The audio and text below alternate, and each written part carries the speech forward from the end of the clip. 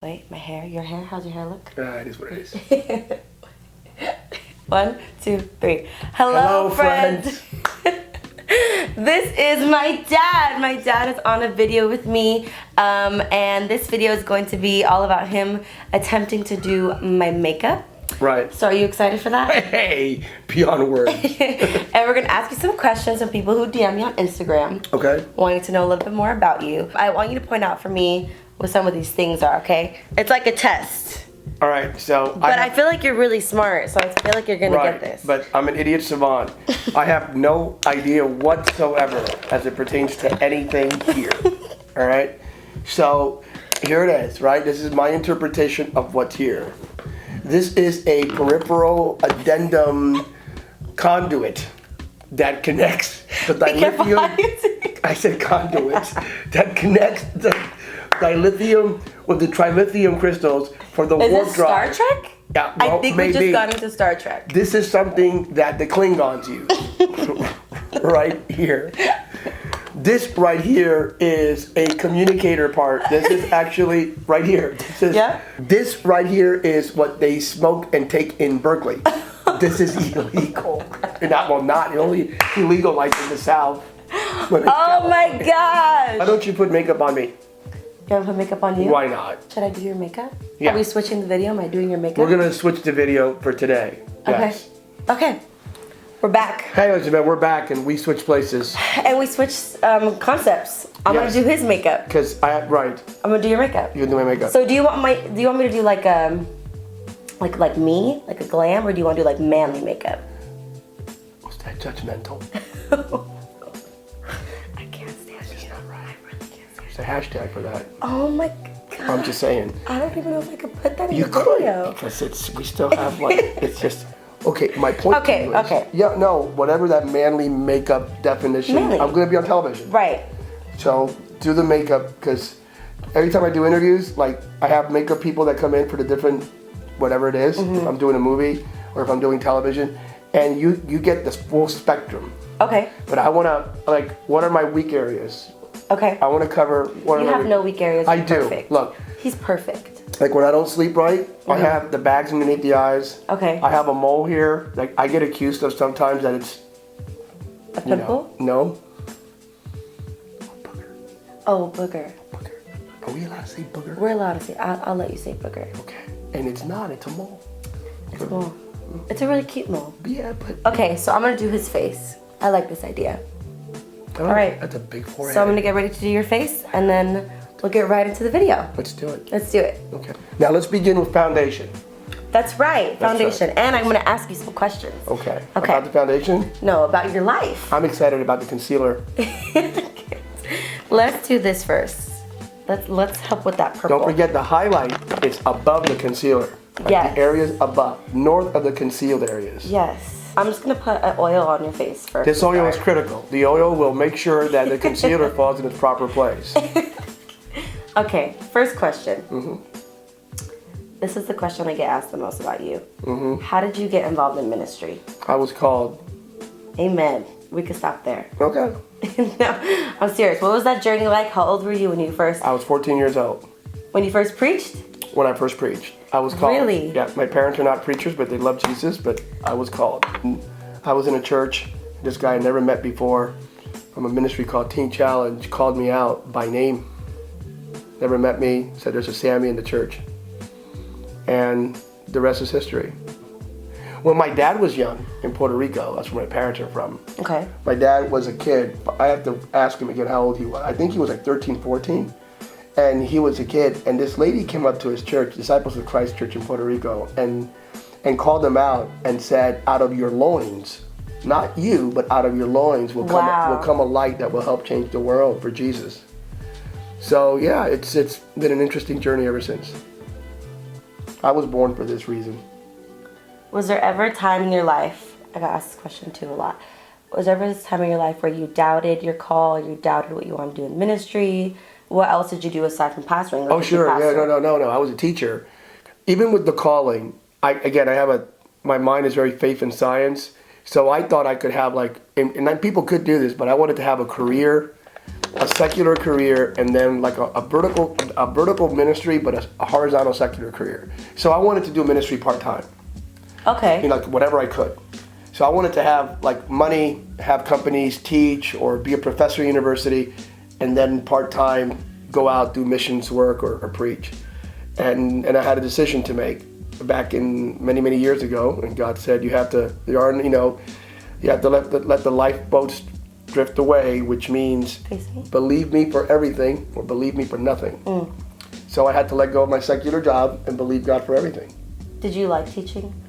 I loved it. I loved interacting, loved teaching.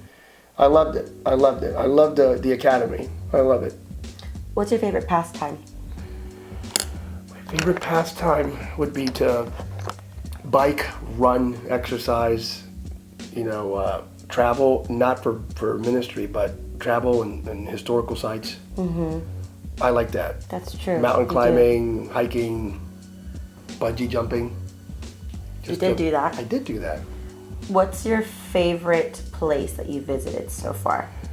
And why? Well, favorite, that's tough because I love New Zealand. I love Australia. I love Europe. I love South Africa. Argentina is beautiful likewise. Argentina, yeah. So these are some of my favorite places. Okay. But if I had to choose one, geographically speaking, New Zealand is probably like the most beautiful geographical place on the planet. Really? Yeah. The geography of New Zealand is brilliant. It's beautiful. Historically, you want to go to Europe. You want to do London. Right. And just the history there in Europe is pretty amazing. Okay. Got this question too. What's one of the biggest challenges you face being a pastor or a leader of influence? Biggest challenge would be it's not about your actions, it's about your reactions. Ooh, that's good. You got to learn how to react. Sometimes we have great actions, but our reaction is miserable because we get upset when people say things that are not true. We get upset when the haters hate and the critics critique. Right. And our response may be not only equally detrimental, our response may be even more egregious. So the biggest challenge is stay shut. There are times I'm one of those that believes that God will speak for you and that God will honor you and God will defend you. But sometimes you just got to learn how to just shh. And the biggest challenge is to know when to just shh, don't say anything. Let God take care of this. That's the biggest challenge as a leader. As a pastor, your biggest challenge is when you see someone deviating from God's destiny or purpose, and it breaks your heart. And no matter how much you teach and preach and love, they're still going the other way.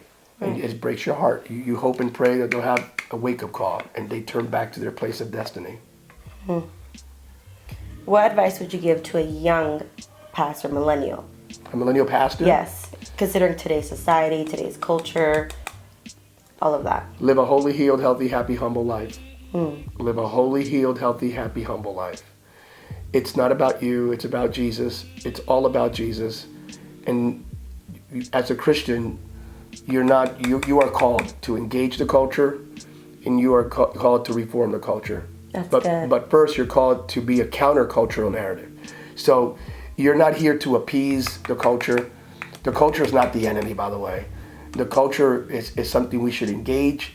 We begin by serving as a countercultural narrative that will engage the culture, that will reform the culture. But don't be defined. Don't let others define you. Don't let the world define you. Don't let your critics define you. Don't let your culture define you. Don't let your ethnicity define you. Don't let your social economic background define you. Let Christ define you. Let the work of the Spirit of God in you, with you, and through you define you. Do not be defined by others or even by the likes of many. You're defined by the love of one, so remember that. Now, on to questions about me. Questions about her. Let's just ask this. Who's your favorite child? I can't answer that because I'm legally restricted by liability agreements contractually made with mother. I can't say that right now. Just whisper it. I can neither confirm nor deny. Wait, one last question. Okay. How did you feel about me getting my lips done?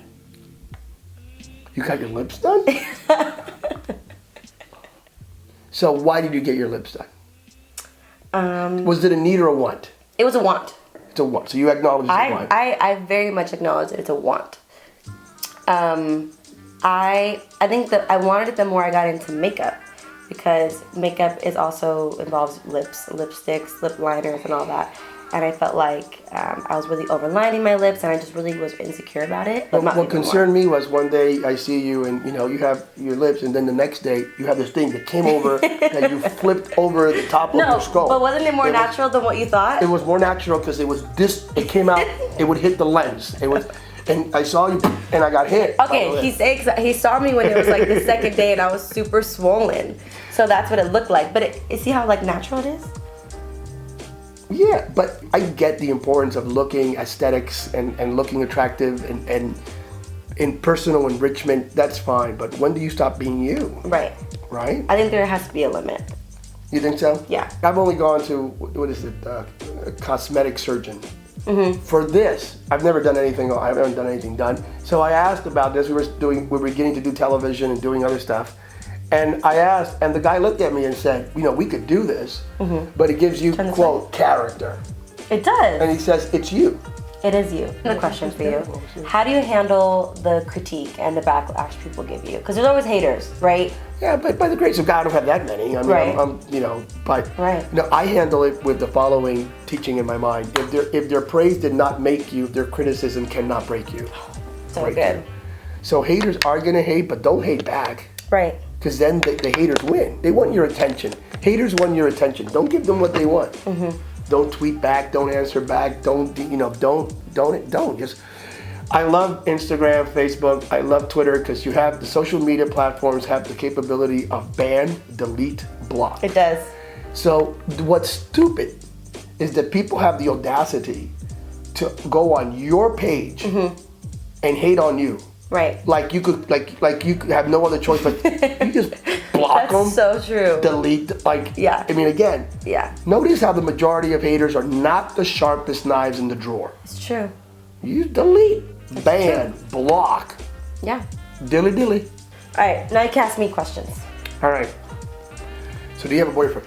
I do have a boyfriend. What's your boyfriend's name? His name is Christian McFarland. Christian McFarland. Where's he from? Sacramento. Where's he at? Idaho. Wait, don't ruin the contour. Oh, sorry. And does he like you? He does. Do you like Jesus? He does. He loves Jesus? He loves Jesus. I met him at your church. Yeah. You meet people at church? Yeah. Do people go to church to meet people? Some people do. A lot of millennials do. What are your plans in the next 5 years? Graduate college, get married, and then be pregnant. What just happened just became really, really awkward. In that order? In that order. Are you happy with that order? Dilly. Okay. And I think we're all done. Let me just spray you. Let's just come closer to me. Let's look at how clear your skin looks. Yes. I can see clearly now the rain is gone. You look amazing. Last question. See clearly now. What's the best part about being my dad? The best part of being your dad is being your dad. I need a better answer than that. The best part of being your dad is seeing you develop into this amazing, wonderful human being. Oh, that's really sweet.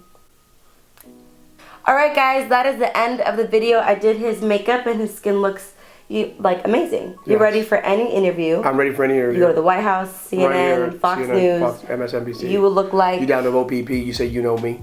I don't know what any of that meant. I'm sorry. You look great. What's your acronyms? Yep. Hey, you got to follow her on... Instagram. Twitter. Like this video. You have to like this video. You have to subscribe. This right Let's here. give him a second to subscribe. Ready? What's the YouTube channel called? Lo Rodriguez. Lo Rodriguez. Subscribe now. Do it. Press the button. 30 seconds. Do it. Time is running up. Press the button. Not running up. It's running out. Time is running out. Oh, anything for your Spanish followers? My Spanish followers, yes. Follow her on Twitter. That's not. I came out totally wrong. Seguirla a ella en su canal de YouTube. Perfect. All right, guys. It was. We could do about our French followers. Oh, French. Go ahead. Je ne sais, je comprends juste le oui, mademoiselle.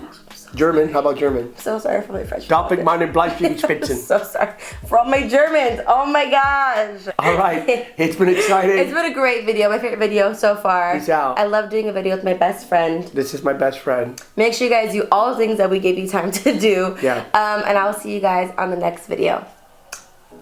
Perfect.